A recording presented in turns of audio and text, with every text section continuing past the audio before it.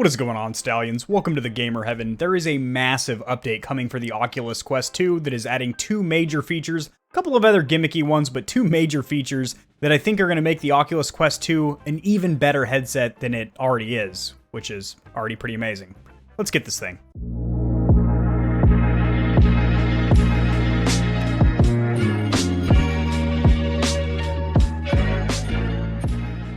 Alrighty guys, share my screen. I have an article pulled up here. And there's a ton of articles covering this exact topic, and I kind of picked this one because, well, first of all, this picture here. Why is she wearing the headset outside? The first thing it says in the instruction manual is not to use the headset outside. And it's well known in the VR community that you don't wear an inside-out tracking, i.e. with the little camera pass-throughs, headset outside because it scorches the screen in there. Not to mention, you look like a goober because she's on her way to the bus stop right now, tripping over everything in sight, and it's messing up her hair. It looks like a wicker broom. Anyway, moving away from that, though, there are two major features coming with this update.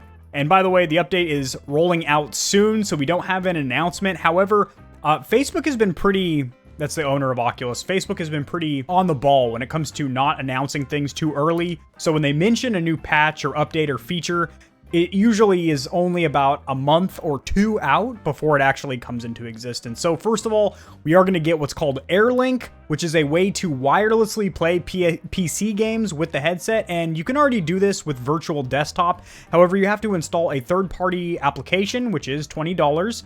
And it used to be a real pain in the tuchus to get it set up. You'd have to like run a script on there and then enable some developer features and stuff like that.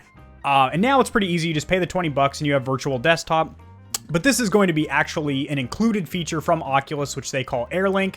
That's one of the main selling features of this headset, is that it can do three things quite well. It is a standalone, so you can literally just use the controllers and the headset, and it has built-in audio and everything, and you don't need anything else. You don't need a gaming PC. You can play everything, your games and apps from the onboard Oculus store. Or you can tether it up with the Oculus Link cable to the front or back of your tower and your PC, as long as you have a powerful enough rig, good enough GPU to push VR, and you'll be able to play the entire Oculus Rift lineup, as well as the Steam library. That's how I've been playing Half-Life Alyx, which, by the way, I'm going to be streaming that game right here on this channel. And then you can run what's called virtual desktop, which allows you to play your PC games wirelessly, which is a great feeling, being able to play flagship PC games untethered without tripping over a cable and getting all wrapped up and basically choking yourself in a cable. And of course, to run this, you are going to need good Wi-Fi, so basically a router and modem that support Wi-Fi 6 to get an acceptable experience. So you definitely want to have a solid home internet connection. And then the next feature, and this is a big one, ladies, it is a thick boy.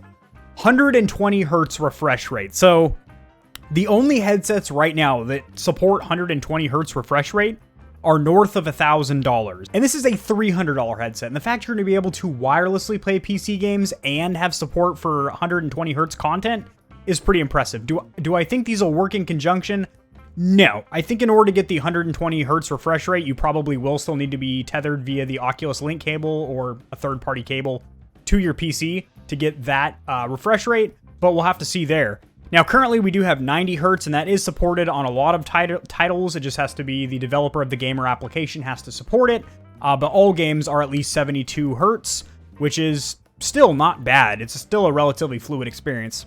And then they're making a bunch of buffs or changes to Infinite Office, which I think is completely niche, completely gimmicky. I don't see any practical application for this whatsoever. Basically, it puts you into a virtual environment, which is cool if you're doing something like watching YouTube or Netflix, because you sit on a virtual couch in a cool environment and you have like a 100-inch projector and screen in front of you. But Infinite Office is for productivity. So you're typing up a subpoena for the lawyer that you're working for remotely, or you're doing some audio design or some graphic design, some CAD, you're doing some video editing, you're doing some freelance work or something like that, but you're in a virtual environment. I can't think of anybody that's going to be like, man, you know what really increased my productivity and really boost my workflow? Being in virtual reality. How about you get your own bottle? But basically what it does is it uses the hand tracking built-in board to the Oculus 2 to see your hands while you're typing on a keyboard. However, this is only currently Available with one keyboard through Logitech. So yeah, it's an $80 keyboard, and I believe it is wireless. It's not a bad keyboard by any means. It's not a gaming keyboard. It's not mechanical or anything like that. It's a productivity style keyboard. So this is pretty exciting stuff in my opinion. I mean, 120 hertz, like I said, the only headsets that can even hit that are like $1,000 plus. And if they can, oh my God, if they can get that to work in conjunction with the wireless, if you can play 120 hertz wireless, there would be no need to buy any other headset, which there already pretty much isn't unless you have a super high-end flagship PC and you want the absolute best experience when it comes to outside in or external tracking. So you want full body tracking, then you get yourself something like the Valve headset. But 92% of people, I would say, the Quest 2 is the headset to get just because it does wireless and wired PC gaming, all-in-one solution.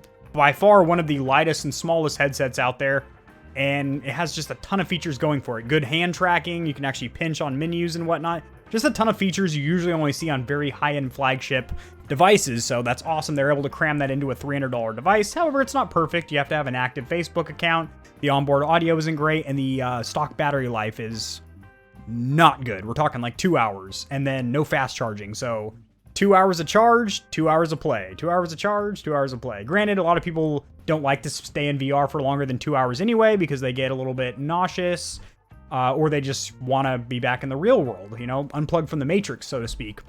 But I'm really excited about this as an Oculus 2 owner. I think this is going to be phenomenal, and I cannot wait to play some games. Wirelessly, I've already done it with Virtual Desktop, but the fact that now it's free. Granted, I've already bought Virtual Desktop, but for new owners, it is free. And I think it'll actually be a little bit more streamlined and smooth as it is integrated directly with the Oculus software. It just should just boot up and go. And the 120 hertz, I mean, that's a big jump. 90 to 120. If it was something on a gaming PC, that's not a big leap right there. But in VR, where you want the most fluid experience because it's on your head, whenever you look around, you're moving around the game world. That's going to make a big difference. So just want to share this information with you guys. If you enjoyed the video, liking it helps it to get seen by more people, which in turn helps me grow this little channel, which I do greatly, greatly appreciate. Subscribe for more content like this. I cover a lot of news in the gaming community and industry, as well as tutorials helping you get set up streaming and YouTubing, and I will see you in the next video. Peace.